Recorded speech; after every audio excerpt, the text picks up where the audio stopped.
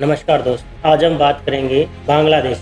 बांग्लादेश में वर्तमान समय में महत्वपूर्ण राजनीतिक उथल-पुथल का सामना कर रहा है। प्रधानमंत्री शेख हसीना ने छात्रों और अन्य समूह के नेतृत्व में बड़े पैमाने पर विरोध प्रदर्शन के बाद प्रधानमंत्री पद से इस्तीफा दिया और देश छोड़ करके वो दूसरे देश में चले गए।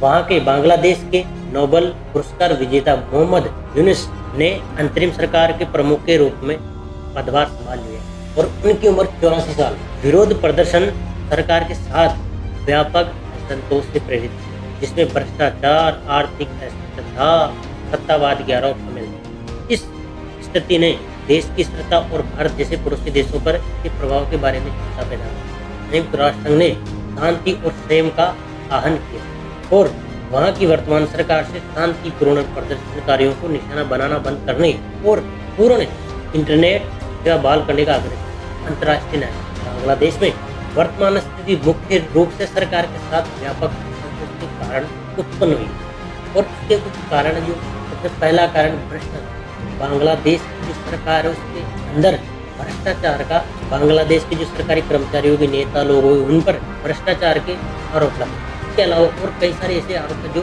लगे कि राजनेता हो गया, पॉलिटिशियन हो गए, सरकारी कर्मचारी हो गए। इस वजह से जनता में आक्रोश। दूसरा पॉइंट है आर्थिक अस्थिरता, मुद्रास्फीति और बेरोजगारी सहित आर्थिक चुनौतियों ने कई नागरिकों के लिए महत्वपूर्ण कठिनाई पैदा की। तीसरा पॉइंट है अधिनायकवाद, सरकार द्वारा सत्तावादी प्रथाओं के आरोपों जैसे असंतोष को दबाने और स्वतंत्रता सीमित करने विरोध प्रदर्शनों को आवाज दी।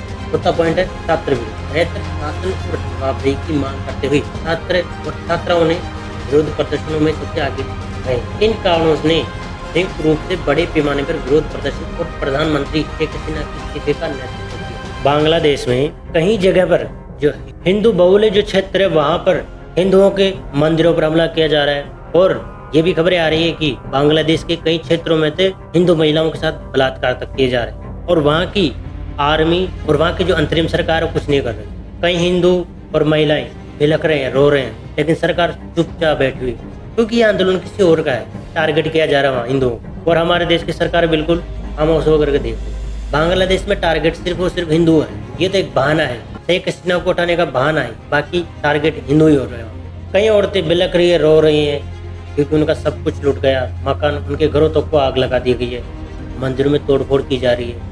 कुल मिला के हिंदुओं को टारगेट किया जा रहा है और बांग्लादेश में 450 से अधिक स्थानों पर भीड़ ने हमला भी कर दिया। हिंदुओं के मकानों में तोड़फोड़ और इस पूरी भीड़ का नेतृत्व एक लड़का कर रहा है, कोई राजनेता नहीं है, वो एक लड़का जो स्टूडेंट। बांग्लादेश में राजनीतिक उथल-पुथल का भारतीय नागरिकों पर कई प्रभाव पड़ रहा है, विशेष रूप से पश्चिम बंगाल, असम और त्रिपुरा जैसे सीमावर्ती राज्यों में रहने वाले यहाँ सुरक्षा और स्थिरता की तलाश में भारत आने वाले शरणार्थियों की संख्या में वृद्धि हो सकती है। दूसरा, आर्थिक प्रभाव, भारत और बांग्लादेश के बीच व्यापार बाधित हो सकता है, जिससे दोनों देशों की व्यवसाय और अर्थव्यवस्था प्रभावित हो सकती है। सुरक्षा चिंताएं, अस्थिरता के कारण सीमा पर सुरक्षा उपायों को बढ़ा दिया जा सकता है, जिससे दैनिक जीवन और यात्रा प्रभावित हो सकती है। चौथा है राजनीति, भारत को जटिल राजनीतिक चुनौतियों का सामना करने की आवश्यकता हो सकती है। जय हिंद।